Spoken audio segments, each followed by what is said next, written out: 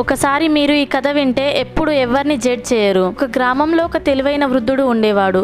అతనికి దయాగుణం కూడా చాలా ఎక్కువే. అలాగే ఒక అహంకారంతో నిండిన ఒక యువకుడు కూడా ఉండేవాడు. అతనికి చాలా గర్వం. అతనికే ఎక్కువ బుద్ధి ఉన్నట్టు అతను ప్రవర్తించేవాడు. యువకుడు ఆ వృద్ధుణ్ణి ఎగతాళి చేస్తూ ఒక పోటీకి సవాలు విసిరాడు.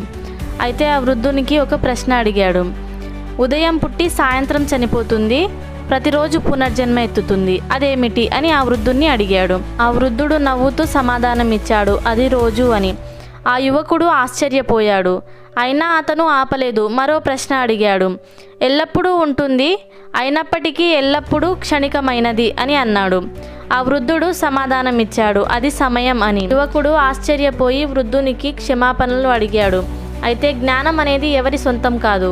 ఎవరిని ఎప్పుడు ఎలా కూడా జడ్జ్ చేయకూడదు. ఎవరిలో ఏం టాలెంట్ ఉంటుందో మనకేం తెలుసు. వీడియో నచ్చితే లైక్ చేసి